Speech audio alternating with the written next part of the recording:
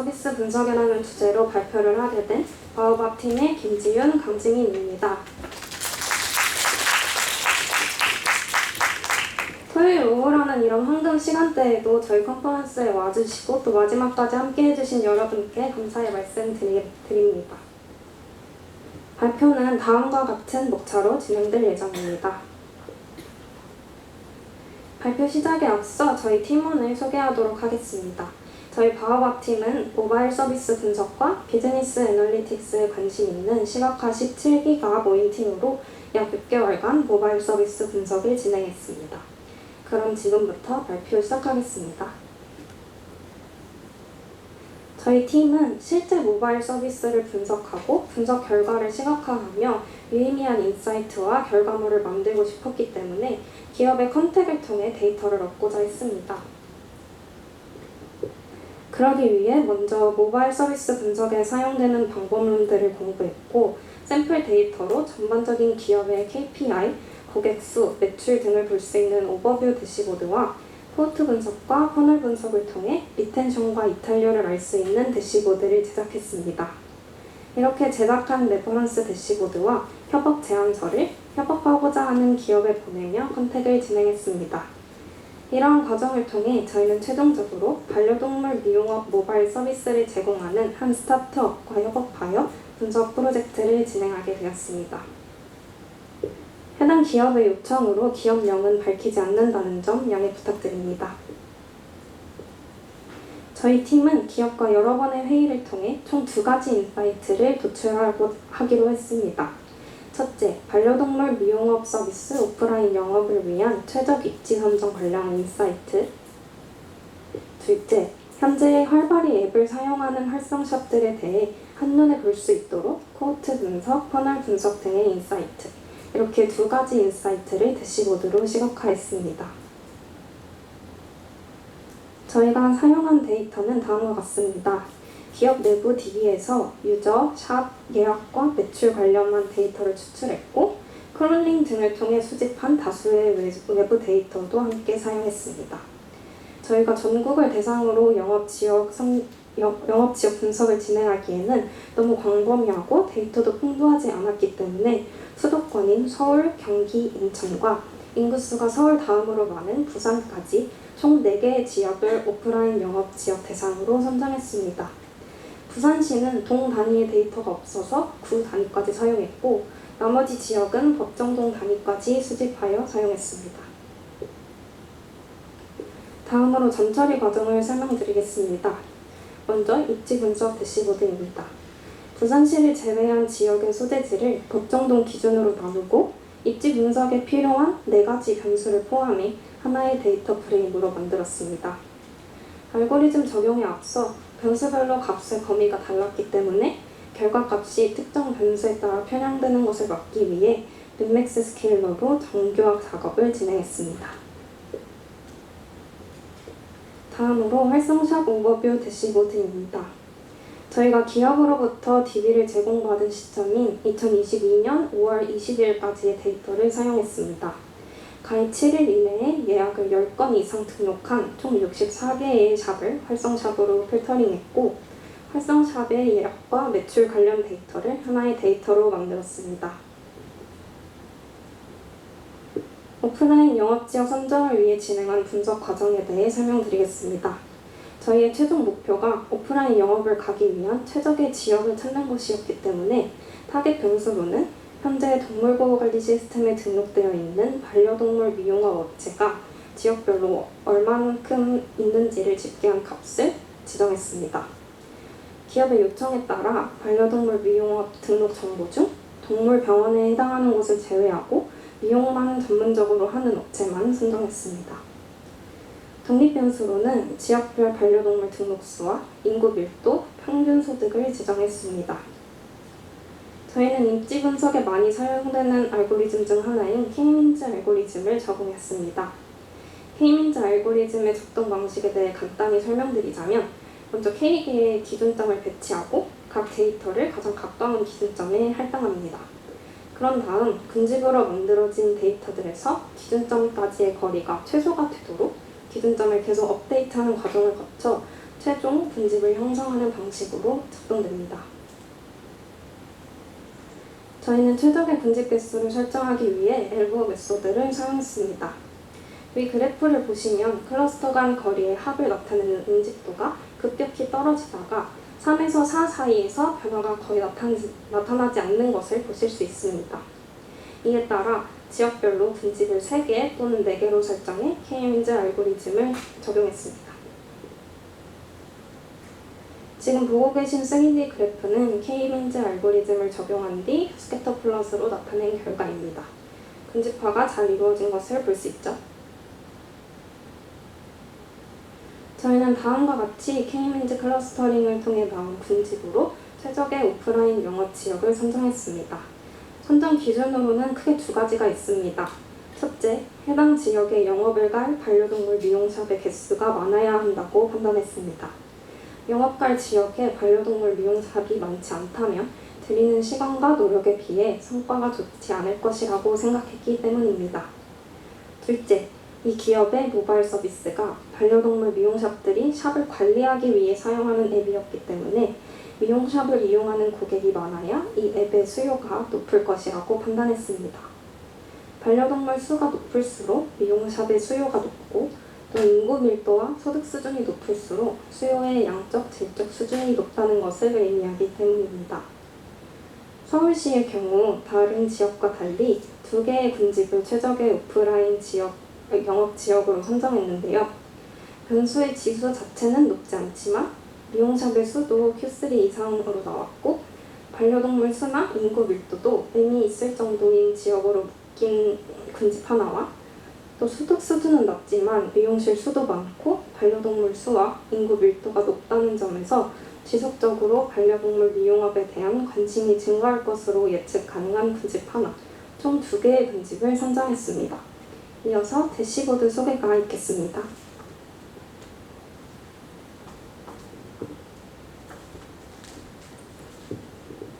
네, 이어서 대시보드에 대해서 소개해드리도록 하겠습니다. 저희는 앞서 말씀드렸던 것처럼 전처리와 분석을 통해 총 2가지의 큰 대시보드를 구성했는데요.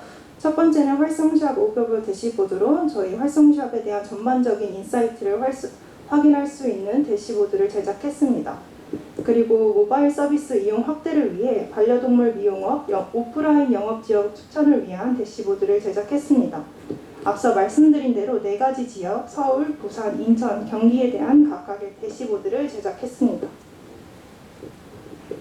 활성샵 오버뷰 대시보드를 더 자세하게 확인해 보겠습니다. 이 대시보드에는 코호트 분석, 그리고 퍼널 분석, 그리고 사용자 선호 분석의 내용이 담겨져 있는데요. 먼저 코호트 분석에서는 실제 반려동물의 미용 앱 모바일 앱의 로그 데이터를 활용하여 코호트 분석을 통해 사용자의 행동과 유지율을 파악할 수 있도록 만들었습니다. 그리고 퍼널 분석을 통해 사용자의 단계별 이탈률을 확인하고 가입부터 활성화, 그리고 전환에 이르기까지의 여정을 흐름대로 시각화했습니다. 마지막으로 사용자 선호 분석을 통해서 어플리케이션 이용자가 선호하는 미용 예약 요일, 시간, 견종별 선호 미용 매연율을 파악할 수 있도록 했습니다. 대시보드 시연 영상을 함께 보시면서 더 자세하게 설명해 드리겠습니다.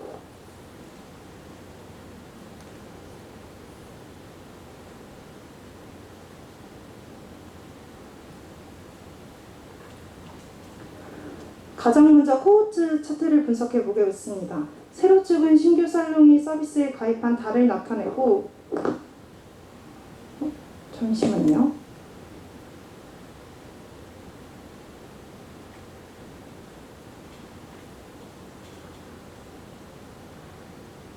네, 다시 하겠습니다. 가장 먼저 코호트 분석을 확인해 보겠습니다. 세로축은 신규 살롱이 서비스에 가입한 달을 나타내고 가로축은 살롱이 가입한 달로부터 경과한 달 수를 나타냅니다. 개별 셀들은 가로축과 세로축에 해당하는 살롱들의 로그인 기록을 표현하고 있습니다.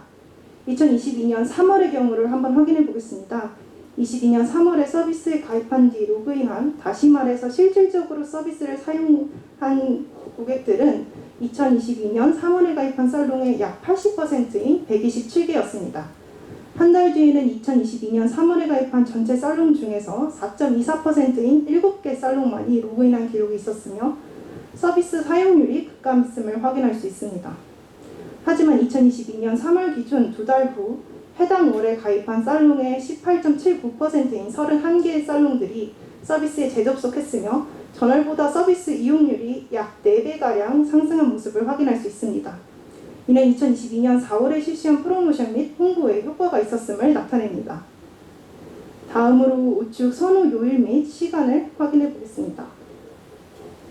사용자들이 서비스 이용에 있어 가장 선호하는 요일은 토요일이었으며 반대로 이용이 가장 적었던 요일은 월요일이었습니다. 가장 선호하는 시간대는 오전 10시였으며 전반적으로 오후 시간대를 선호하는 경향도 나타났습니다.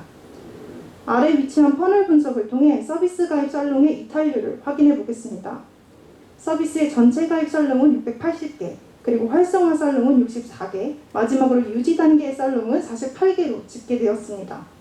특히 가입일 기준 7일 이내로 로그인한 살롱을 카운트한 활성화 단계는 이전 대비 마이너스 90%인 64개로 이탈률이 굉장히 높은 것을 확인할 수 있습니다.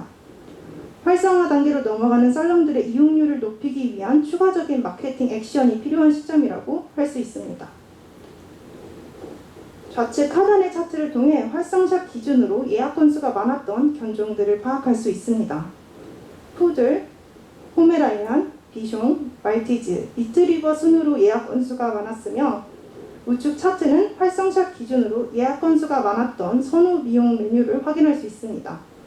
인기 있는 미용 메뉴명과 그리고 누적 미용 횟수, 마지막으로 해당 미용 메뉴에 해당하는 누적 매출액을 확인할 수 있습니다.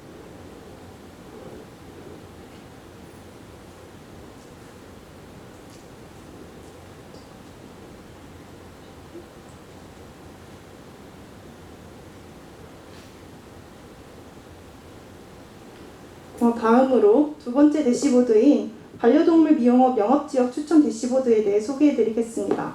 이 대시보드에서는 수도권에서의 영업지역 추천, 그리고 군집 분석, 변수 선정에 대한 내용을 확인하실 수 있습니다. 먼저 서울, 경기, 인천, 부산으로 한정해 각 지역별 반려동물 미용업 영업지역 추천 대시보드를 시각화한 내용이며 앞서 말씀드렸던 것처럼 K민즈를 이용하여 클러스터링을 하였고 지역별 반려동물 미용업에 걸맞는 동 단위 지역을 추천했습니다. 여기에 사용된 변수는 VIF, 상관관계 분석, 그리고 다중 공선성 등을 통해 적절하다고 판단된 3개의 변수인 평균 소득, 인구 밀도, 그리고 반려동물 등록 수를 변수로 설정했습니다. 마찬가지로 대시보드 시연 영상을 통해 더 자세하게 설명해 드리도록 하겠습니다.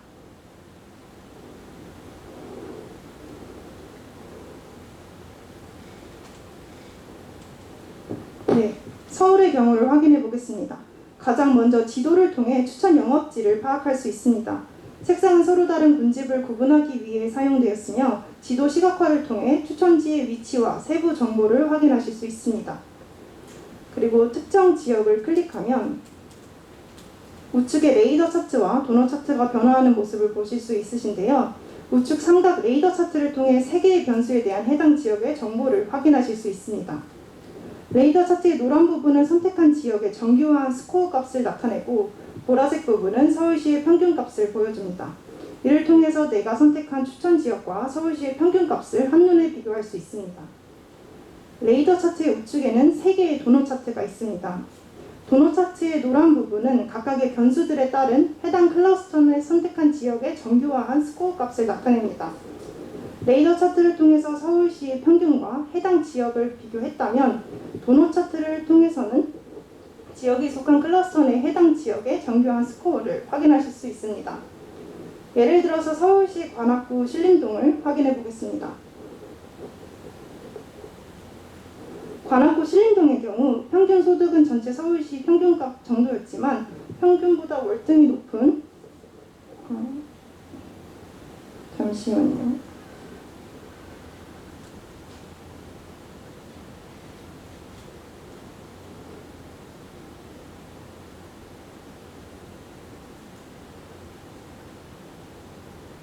네, 그냥 멈추고 말씀드리도록 하겠습니다.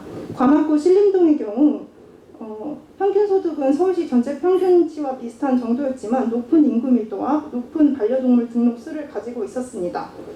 또한 속한 클러스터 내에서 반려동물 수가 가장 많았으며 인구 밀도 또한 높은 편이었고 해당 클러스터 내 평균값과 비슷한 소득 수준을 보여줍니다. 그리고 마지막으로 상위 5개 추천 지역을 하단의 막대 차트를 통해서 확인하실 수 있습니다.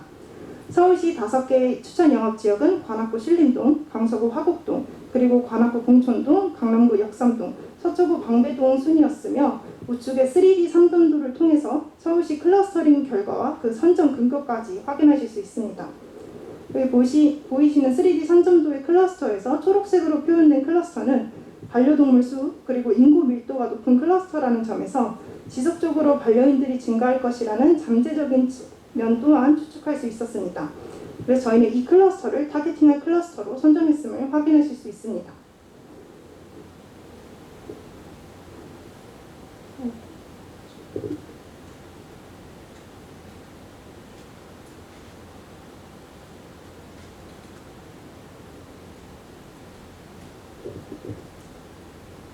다시 PPT로 돌아와서 저희가 시간 관계상 서울시만 시연했던 점을 양해 부탁드리며 저희 자세한 태블로 파일은 여기 QR코드 스캔을 통해서 태블로 퍼블릭에서 확인하실 수 있습니다.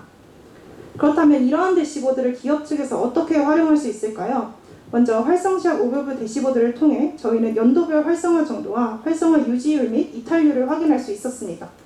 이를 통해 저희가 얻었던 인사이트는 활성시합 유지 자체에 초점을 맞추기보다는 가입 이후 활성화가 될 때까지의 해당 앱을 이용하도록 유지율을 높이는 것이 중요하다는 점입니다. 이를 기업에서는 활성시합의 특징과 니즈를 파악해 사용자의 관리를 용이하게 할 수 있으며 활성시합 전체 현황을 한눈에 파악할 수 있을 것입니다. 두 번째, 영업지역 추천 대시보드를 통해 저희는 평균 소득, 인구 밀도, 반려동물 수 이 3가지를 변수로 클러스터링 했는데요. 이때 소위 번화가 지역들이 하나의 클러스터로 묶인다는 것을 확인할 수 있었습니다. 이를 통해 저희가 얻었던 인사이트는 모든 변수가 높은 지역과 소득 수준은 비교적 낮지만 나머지 변수가 높은 지역을 타겟팅하여 영업하면 좋은 성과를 낼 수 있을 것으로 예상했습니다. 이를 기업에서는 기업의 영업지역 선정에 도움을 받을 수 있을 것이며 영업지역 선정 시 중요하게 처리될 지표와 변수를 확인하실 수 있을 것입니다. 저희가 대시보드를 제작하면서 느꼈던 한계점들도 있었습니다. 가장 먼저 데이터 부족으로 인해서 데이터 수집과 분석에 한계가 있었습니다. 통일된 법정동 기준의 데이터가 없어 특히 부산의 경우에는 구 단위로 분석을 한정지었다는 점이 아쉬운 점으로 남았고 그리고 내부 데이터 사용에 제한이 있었습니다. 협업기업의 내부 데이터 중 테스트 데이터와 실제 사용자 데이터를 구분하는 것에 제한이 있었기 때문에 저희가 내부 데이터, 특히 매출액 데이터 등에는 접근하지 못해 이를 최대치로 활용하지 못했다는 점이 아쉬웠습니다. 마지막으로 사용 알고리즘의 이상치 민감도가 굉장히 높았습니다.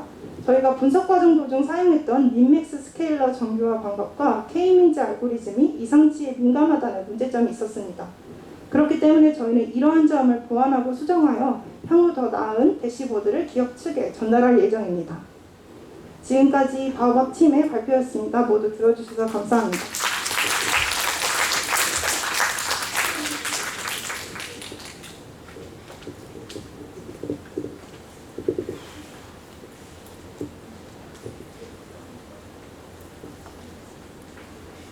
저희 답변 드리겠습니다. 먼저 처음 기업과 컨택 어떻게 진행하셨는지 궁금합니다 라고 해주셨는데 저희는 일단 모바일 서비스 분석에 관심이 있는 팀들이었기 때문에 모바일 서비스를 가지고 있는 그런 데이터 분석가가 없는 스타트업을 위주로 리스트업을 했었고 그 회사들에게 정말 무해상 홀드메일을 무작정 보내서 컨택을 진행을 했었습니다. 미용샵 수를 타겟 레이블로 설정하면 주변에 동일 업계가 많아 이에 따른 고객 수 저하는 없었나요? 저희가 그 협업을 진행했던 이 기업의 앱의 고객은 미용샵이었기 때문에 저희가 미용샵이 많은 곳에 영업을 가야 한다고 생각해서 미용샵의 수를 타겟 레이블로 설정을 했었는데 그렇기 때문에 그 미용샵의 고객은 한 단계 더 들어간 그런 고객이어서 거기까지는 저희가 고려하지 못했던 것 같습니다. 활성샵의 기준을 10개로 활성샵의 기준을 저희가 가입한 이후에 7일 이내에 예약을 10건 이상 등록한 샵을 활성샵 기준으로 잡았었는데, 그 이유는 해당 기업에서 실제로 활성샵의 기준을 그렇게 잡고 있기 때문에 저희도 동일한 방법으로 진행했습니다. 발표해 주실 때 견종만 보였는데 고양이나 파충류 이런 것을 왜 안 보이는 건지 알 수 있을까요? 저희가 보여드린 대시보드에서 보시면 이게 예약을 했던 그런 동물의 종의 탑5를 보여주고 있습니다. 그 결과가 푸들, 포메라니안, 빈시형 말티즈, 리트리버였기 때문에 저희가 소제목을 견종이라고 적었었는데, 이 부분은 추후 기업에 전달할 때 수정해서 전달하도록 하겠습니다. 기업에서 다음 시기에도 똑같은 대시보드를 활용하고 싶을 때에는 새로운 데이터를 다시 수집해서 같은 방식으로 재입력해 주셔야 돼요. 저희가 아직은 자동화가 안 되어 있기 때문에 기업에서도 새로 데이터를 태블로에 적용해서 대시보드를 만들어야 합니다. 지역별 수치는 어떤 수치일까요?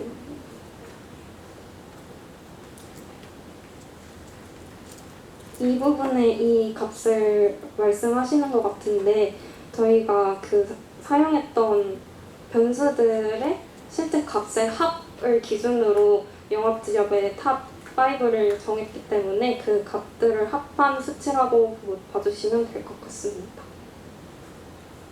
이상으로 저희 바오밥 팀의 발표를 마치겠습니다. 감사합니다.